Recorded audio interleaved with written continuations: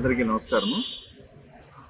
నిన్నటి దినం అంటే వెనుక 21/3/2026 తేదీన రాబడిన సమాచారం మేరకు మన కాజీపేట సిఐ గారు వాళ్ళ స్టాఫ్ మరియు ఫారెస్ట్ డిపార్ట్మెంట్ వాళ్ళతోటి పంచాయతీలతోటి వీళ్ళు వచ్చేసి ఇక్కడ నాగసానిపల్లి దగ్గర ఉన్న చిల్లకనం దగ్గర అడవి ప్రాంతం నుంచి దగ్గర వెహికల్ చెక్ చేస్తుండగా అక్కడ నుంచి ఒక కారు మరి తర్వాత అట్లాగే ఒక పికప్ వ్యాను తర్వాత మోటార్ సైకిల్ వస్తుండగా అనుమానించి వాటిని తనిఖీ చేస్తే కనుక తనిఖీలోన వ్యాన్లో వచ్చేసి 17 ఎర్రచందనం దొంగలు ఉన్నాయి.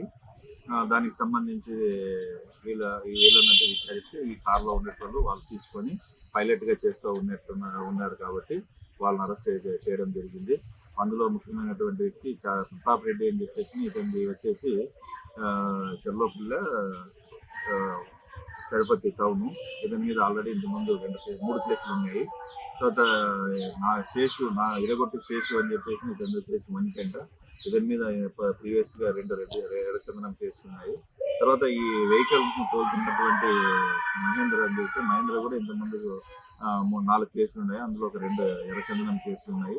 ఇంకా వీళ్ళకు సహకరించినటువంటి వాళ్ళు వచ్చేసి కృపా కుమారు, తర్వాత కొమ్మలపాటి హరికృష్ణ, శ్రీనివాస్ రెడ్డి, తర్వాత ఇడగొట్టు తేజ, కనకాల వరచంద్ర కుమార్ అని చెప్పేసి వీళ్ళందరూ సహకరించినారు ఈ కొట్టడానికి. తర్వాత ఇవి కొట్టేదానికి సహకరించినటువంటి వాళ్ళు వచ్చేసి వెంకట సుబ్బయ్య అని చెప్పేసి ఇది నాగసానిపల్లె ఇతను.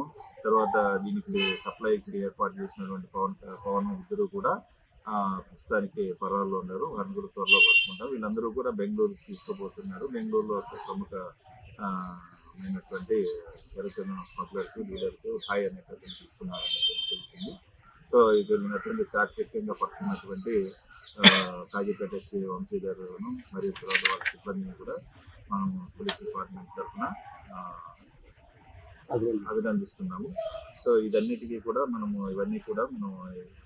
గౌరవనీయులైన ఎస్పీ గారి యొక్క ఇన్స్ట్రక్షన్స్ మేరకు వాళ్ళ యొక్క దిశానిర్దేశంలో ఈ కేసును మనం ట్రేస్ చేయడం అయింది. దీనికి సంబంధించిన టెక్నికల్ సపోర్ట్ అంతా కూడా అక్కడి నుంచి ఇవ్వడం జరిగింది. Thank you.